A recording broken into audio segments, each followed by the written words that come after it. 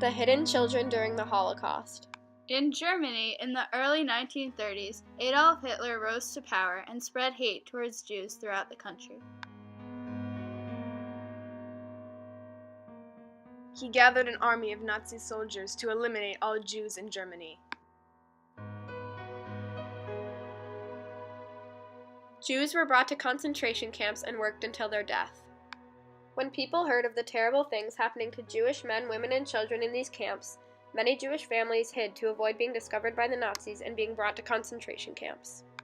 This is the story of the hidden people of the Holocaust. The German Schutzstaffel controlled the police after invading a city, and after a period from a week to more than a month, they would begin to evacuate Jews. Some had no warning, while others took no notice. Many Jewish parents decided to run from their homes and hide away.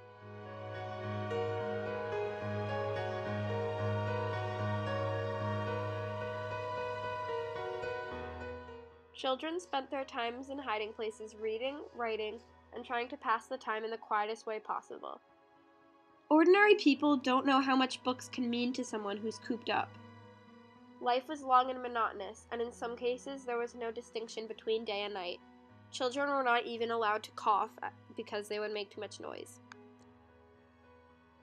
While Jews were required to wear a yellow star on their sleeve, some hid in plain sight by pretending to be Christian. Some also changed their appearance. Hiding was tough, and oftentimes families had to hide in a cramped room given little to no walk space. One famous hidden child, Anne Frank, said, "We can't ever look out of the windows or go outside, and we have to be quiet so the people downstairs can't hear us. Not being able to go outside upsets me more than I can say, and I'm terrified our hiding place will be discovered and that we'll be shot." As the war rages on, tensions build in hiding places. The Holocaust lasted for over 12 years, and many did not last that long. Oftentimes, the people who were hiding them did not disclose any information about the outside world. Tensions became high in the hiding places, and many people longed for the outside. Living conditions in hiding were very poor. Space was limited, and many people were hiding in the same spaces, so the already small rooms became even more crowded. Living spaces could be anything from holes in the wall to secret annexes, like the one Anne Frank lived in. People in hiding could not leave their hiding places, or they would be found by the Nazis. Sometimes non-Jewish families would help Jews hide in their house. Jews had to be careful not to bother these families in order to maintain their hiding locations. These families ran the risk of getting shot or hanged because of aiding the Jews.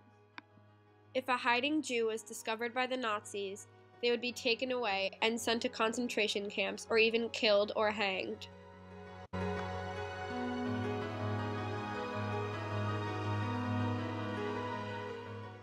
If they were discovered, they were sent to horrible concentration camps. They were workplaces where most Jews who went in never came out alive. They often had to sleep in sheetless beds, and there was not enough food to go around. Dead bodies lay scattered as no one bothered to clean them up. Concentration camps were truly a thing to be feared, and it was only right that people would try to hide from them. As Allied troops liberated German-occupied countries, they stumbled upon the many concentration camps filled with withering Jews. As the cities were freed, finally, the many souls in hiding could be free as they left the confines of their homes, no longer suppressed and hunted by the Nazis.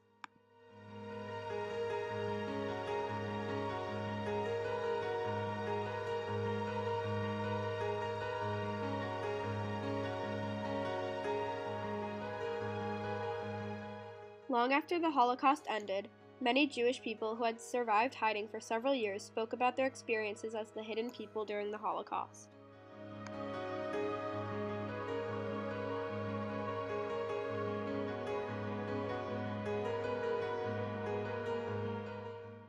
My life as a hidden child was, how can I say it?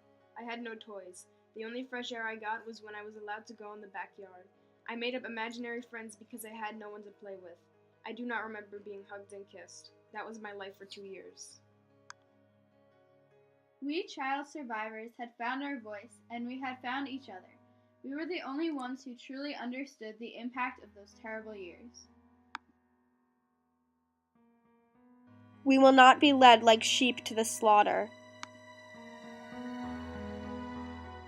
We played, we laughed, we were loved. We were ripped from the arms of our parents and thrown into the fire.